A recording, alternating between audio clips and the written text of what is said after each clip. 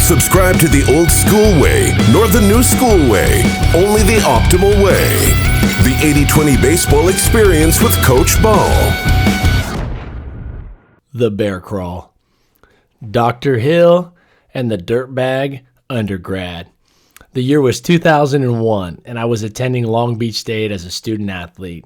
I was on the baseball team, and I was working towards my kinesiology degree. The very first kinesiology class, the kinesiology is the study of movement, the first course I attended was KPE 270. A well-respected professor, Dr. Hill, taught this particular class. It was the first class, the first Monday of the semester, and we hadn't been in class for 20 minutes when Dr. Hill dropped a paradigm-shifting bomb on all of us students.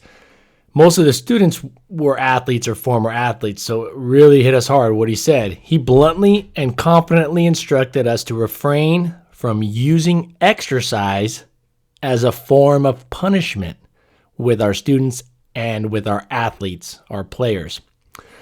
The statement immediately disoriented my coaching thought process. I felt like I was tumbling around under a large ocean wave and not sure which way was up. Disciplining athletes and PE students via physical exercise is a tactic as common as clouds on a rainy day. I'd never had a coach who didn't use this protocol. Wall sits for being late to basketball practice, up downs for dropping a pass during a football practice, running laps around the field for not getting the bunt down at baseball practice, and go on and on with these examples. From experience, punishing players in this manner had always been a standard course of action. Yet, it only took a short, pragmatic explanation from Dr. Hill to change my viewpoint.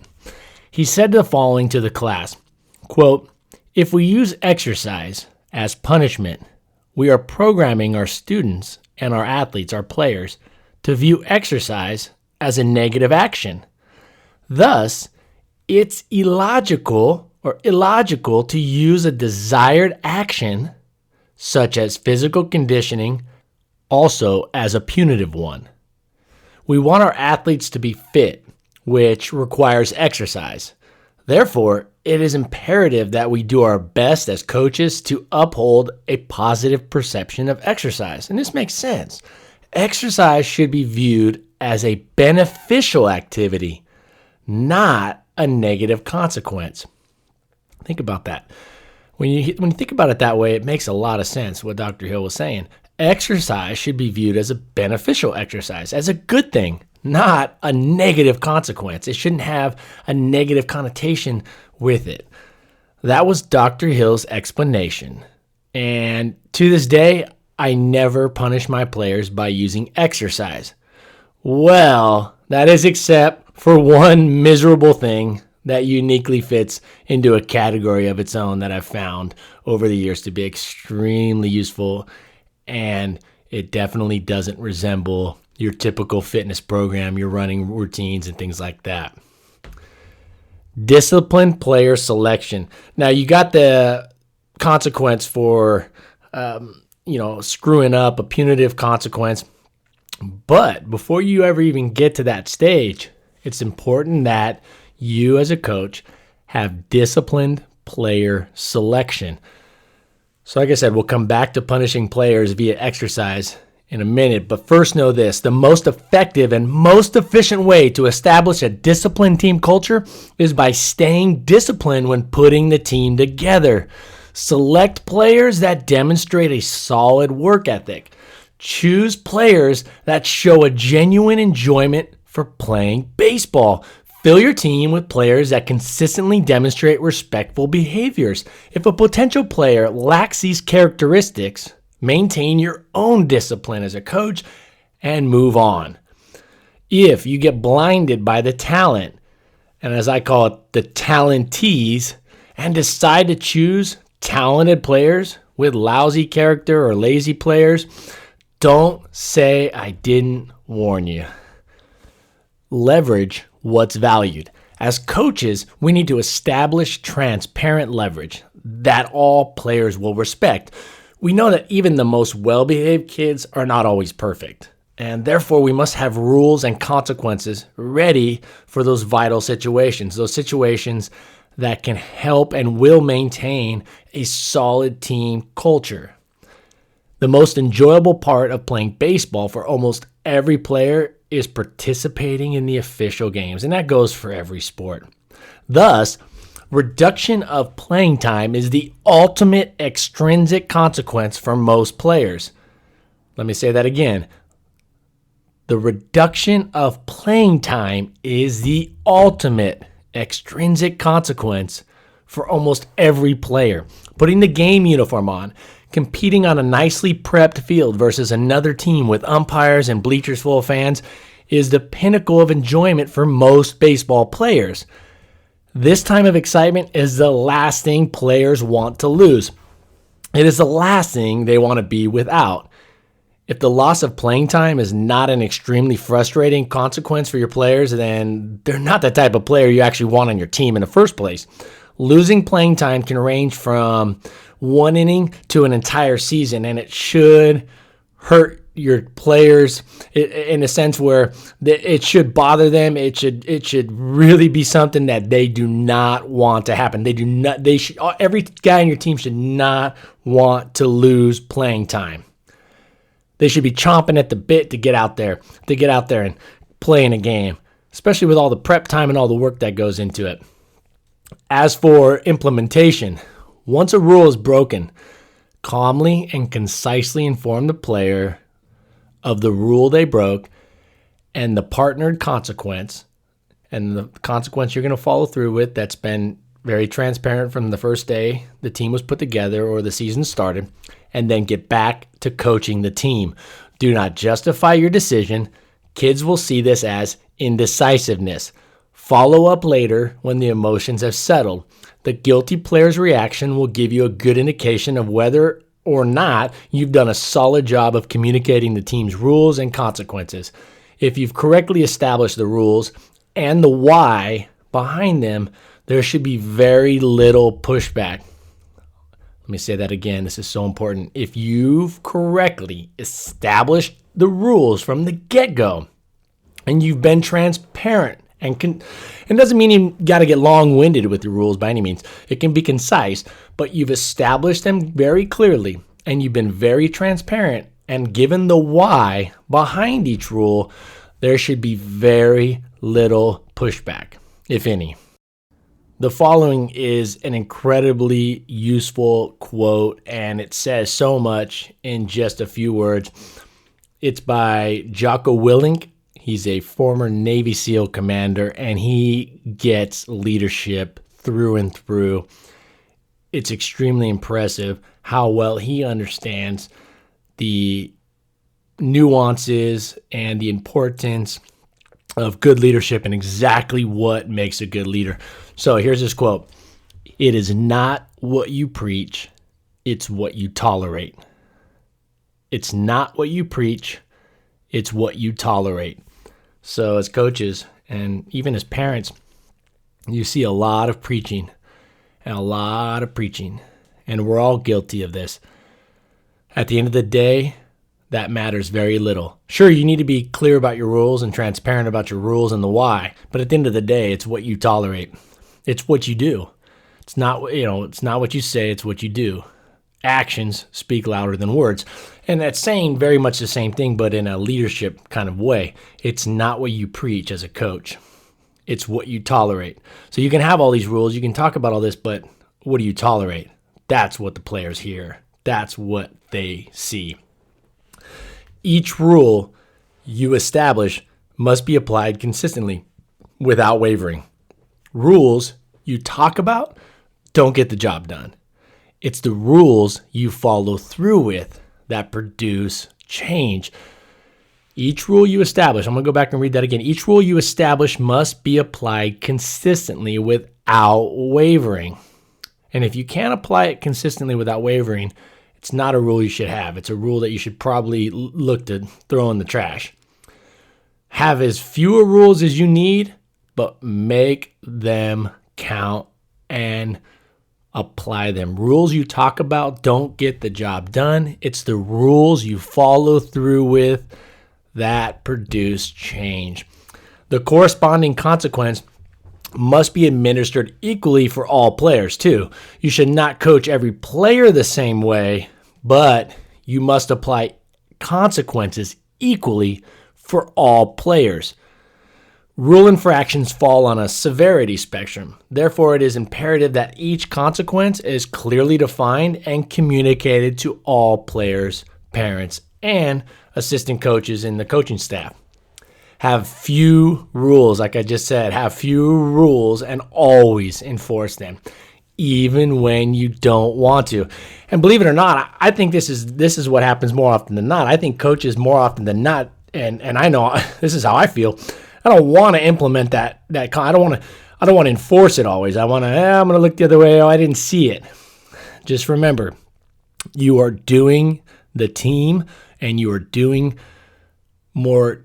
Hurtfully, you're hurting the player and his future. You're hurting that individual. And as parents, having rules is not a lot of fun. It's a lot easier just to let things slide. It's not fun to enforce consequences. And some of us, most of us just, sometimes it bothers us to apply a consequence, especially when you see the sadness or the the frustration or the response from the kid, and it's like, dang, they're not liking that. It really gets getting to them, or they're really frustrated with that consequence.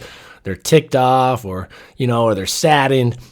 It makes it hard to implement and enforce the rules, the consequences, because of that. But you have to keep in mind the long term. You have to keep in mind that down the path, that down the line vision of that forward thinking of, if you let it slide now, you're doing that kid a disservice for the long term. But by disciplining them when they're young and following through, you are doing them a great service. You are doing them so good for the long term path in life. So have very few rules. Always enforce them, even when you don't want to, especially when you don't want to. Taking the path of least resistance early on will create a turbulent uphill climb for the remainder of the season. It takes a disciplined coach to lead a disciplined group of players. A disciplined coach to lead a disciplined group of players. And another quote from Jocko, there's no bad teams, just bad leaders. There's no bad teams, just bad leaders. And that's a little bonus quote I want to throw in. He understands leadership at the highest of levels, and it's something we should all strive to use and do and follow. We must never forget one of the greatest gifts, as we just discussed, we can give our youth. One of the greatest gifts we can provide our youth is an appreciation for discipline. Our youth need a clear understanding of the value of discipline. Along the way, many players will show signs of frustration when they receive a consequence. Like we discussed, they're going to show signs of frustration. They're not always going to like it, and a lot of times they're not going to like it, such as the loss of playing time. But do not worry, this loss of playing time and these consequences, this is to be expected. This reaction from them is expected. It's part of their journey to becoming disciplined.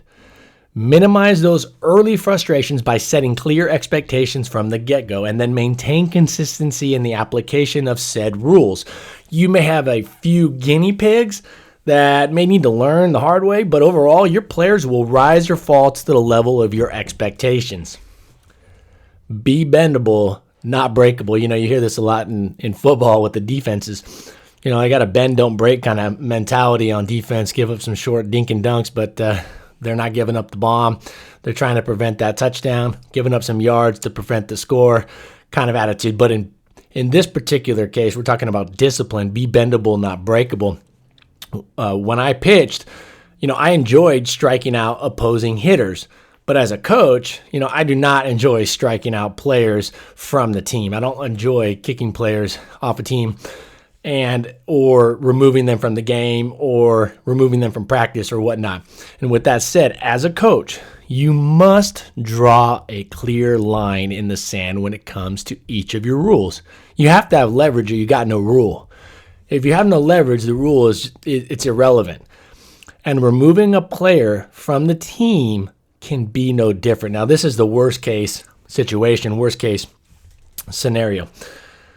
I believe in second and third chances for our youth because they're not perfect. Even the best kid's not going to be perfect. And I do believe in second and third chances. And that's all going to vary depending on the severity of the rule that's being broken or the severity of the behavior, right?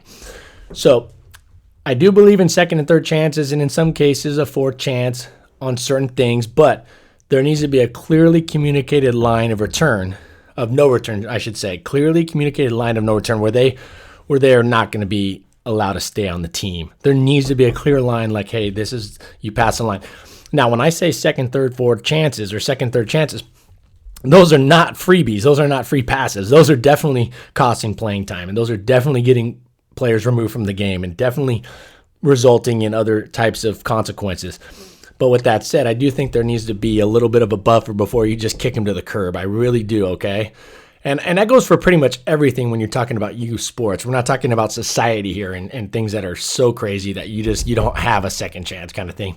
All right, we're talking about youth sports. It's never going to get so severe where you can't just have that second, third opportunity to learn from it. But that doesn't mean you don't have a consequence, and even sometimes a pretty stern consequence for those second, third incidents.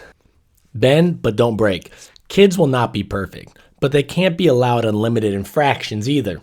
Using this type of policy allows your players, using this kind of progressive policy, infraction and consequence policy, it allows your players to improve themselves while simultaneously having a clearly defined point of no return in the worst case scenario, but a clearly defined point of each consequence along the way. And like I said, it's better to lose one player than to lose them all.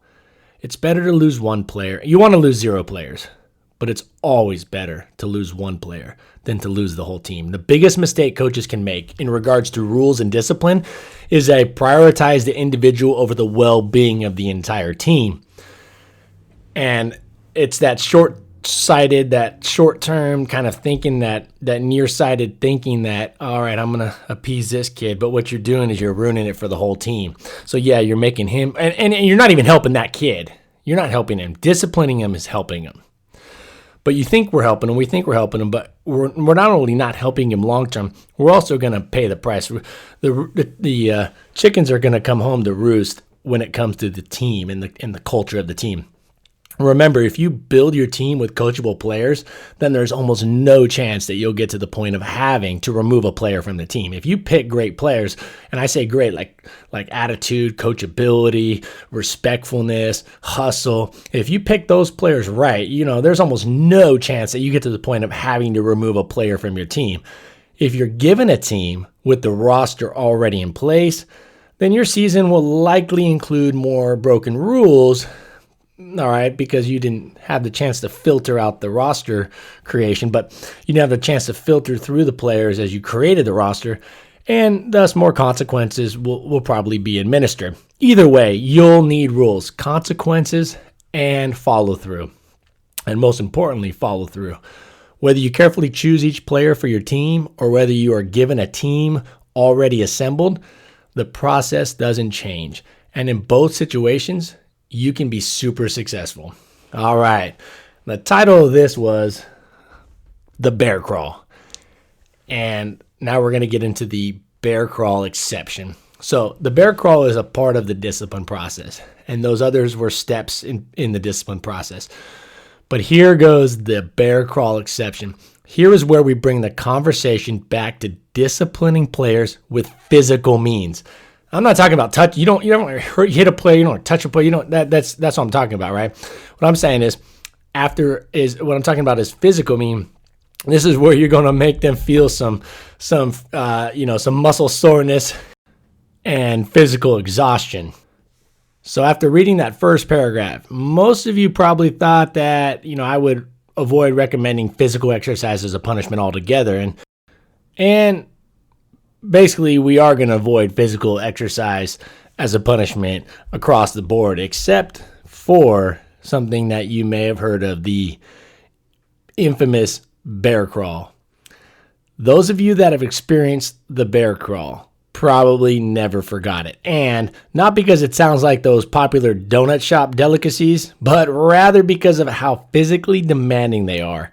My experience has shown that the bear crawls are so different from other baseball training movements that the players actually avoid receiving the contradictory message that Dr. Hill, as we spoke about, as he understandably disapproved of, but it gives them a heck of a workout, and it's definitely something they do not like doing. The bear crawl is best used during practice time to increase the focus level for all practice activities. Bear crawls are great reminders for our players that we expect them to maintain focus and hustle throughout practice. And so you can say, I'm going to rely on my kids to be intrinsically motivated and they got to find it. And hey, but they're kids, they're youth. I mean, just think about adults.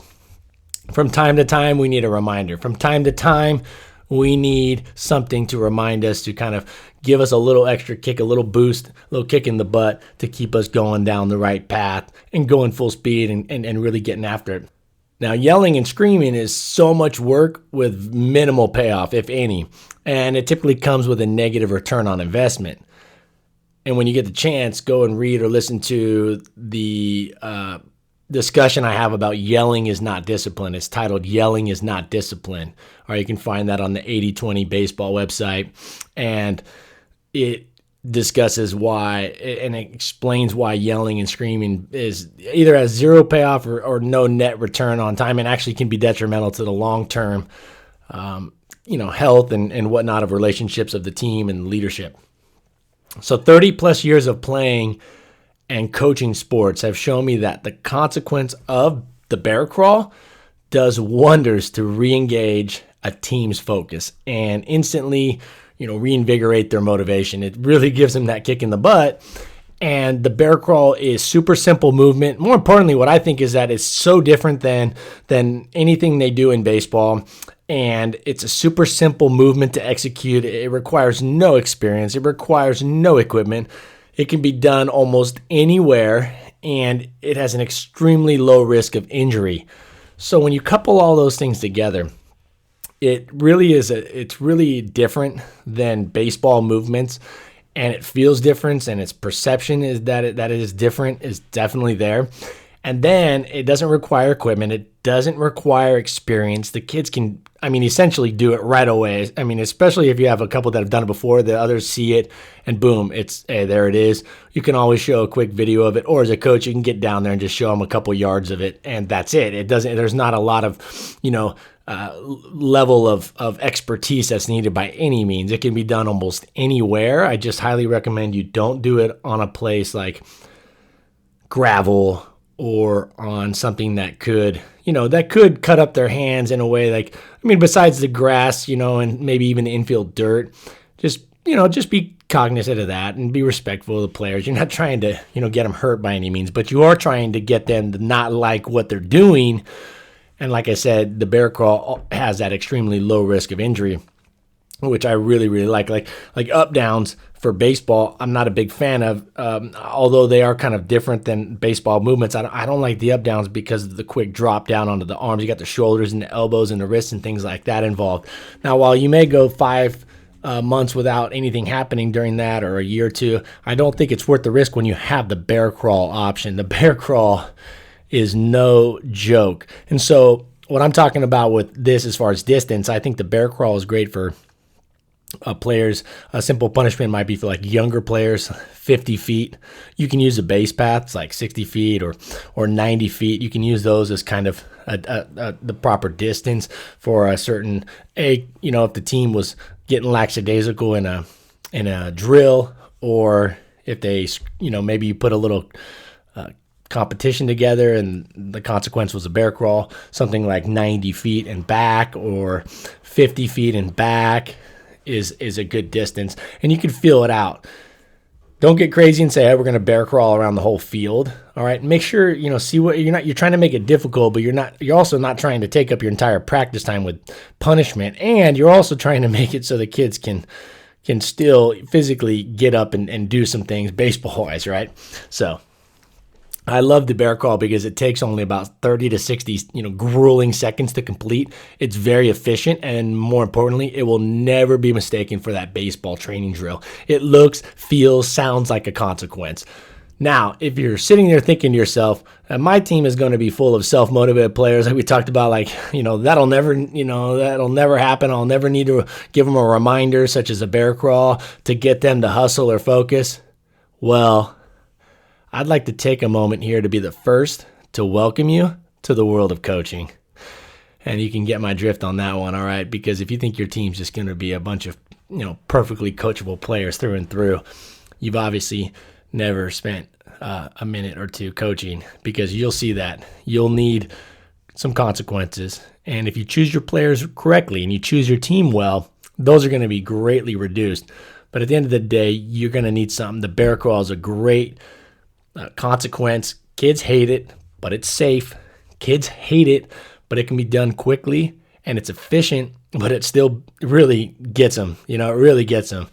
And it really gets them tired. They really don't like it. It's efficient. It can be done anywhere pretty much. Just be careful and cognizant of where you're doing it, as far as like some gravel and things like that. Or, if it's an unsafe surface, for some reason you get like broken glass and stuff. You don't want to have the kids on that. The hidden gift of discipline. Kids want a disciplined environment, but most kids, almost all kids, definitely most kids will push back against discipline. This is just a natural, this is just how kids are wired. Kids thrive with discipline though, but they don't like that process of becoming disciplined. Kids thrive with discipline, but they do not like the process of becoming disciplined. Adults love to be in shape. Adults would all probably love to be physically fit with a 6-pack or an 8-pack and, good looking arms and nice shoulders and a good back and whatnot and strong legs. But adults don't like going to the gym. I stay in really good shape, and I don't look forward to working out. I don't look forward to going out to the garage and kicking my butt for 30 minutes. Now, I do it, but even I don't really like it. I think people will be like, "Oh, you stay in pretty good shape for a guy who's 40," and they think that I just inherently like it. Then no. I don't mind it. I don't hate it. I don't like it though. I'd much rather sit on the couch and throw on some baseball videos, YouTube videos, or watch a Kevin Hart special or a Dave Chappelle special or something. Don't get me wrong. I don't look forward to running out to the garage and working out, but at the same time, it's what I need. And kids, they thrive with discipline, but they're not going to like it. So don't get the two, I think it's important to understand that you better expect them not to like the rules. You better expect them to not like it, but just know that you're giving them a hidden gift that is just so important to their lives. Coaches that don't foster a disciplined environment are letting their players down. You're letting them down by not disciplining them. I'm not talking about yelling and being rude to them. I'm talking about discipline. They are failing to give, or as coaches that don't foster a disciplined environment, they're failing to give their players something, that discipline, that will help the rest of their lives. And it will help their life more than almost anything else you can instill and teach them. And yes, you heard that correctly. Discipline is so much more important than math and science and a technique that we teach them in sports or whatever. Discipline is so much more important than almost everything in our lives that it's really doing our kids a huge disservice by not creating a disciplined environment. You're going to get pushback. Yeah, you're going to get kids hating it. Yeah, but you got to push forward through it, and you got to believe, you got to know it's going to be the best thing for them. You got to thank yourself, and even tell them, say, you're going to thank me later. You're going to thank me when you're 30. When you're 30 and your life is kicking butt, I tell my players that. When they're, sitting there and they're, just mumbling under their breath, I say, you guys don't like this? I get it. You're not supposed to? I get it. I didn't when I was your age, but you're all going to thank me. You're going to be sitting there when you're 30 and your life is awesome and you're kicking butt and you're getting things done and you're being a good person and you're doing the things that you don't want to do so you can have the life that you want to have. You're going to sit there, and I hope you take the time to look back and go, man, I thank that coach. I thank you, coach. You're going to thank me when that time comes. All right, in summary, the easiest way to improve your team's discipline is to fill your team with players that make the rules obsolete.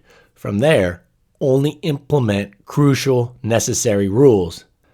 And as we discussed, you can't always choose what players are on our team or on your team. And no player is perfect, so you must clarify your team's rules and related consequences early and often. Again, don't get long-winded with these, but be clear, be consistent, and be concise with your rules, and be transparent. Give them the why. And if you can't give your players a legitimate why, then that rule needs to be tossed in the trash.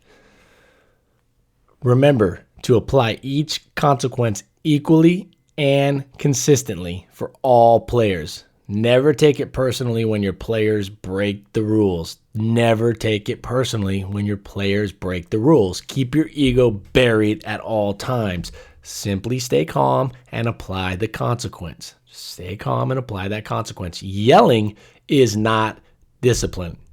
Yelling is not disciplining. It's annoying at best. Lecturing and yelling will not produce consistent positive results. It does not give you consistent long-term leverage. Lastly, be the team's anchor. As a leader, you got to be the anchor. Stay calm and strong when the seas get rough.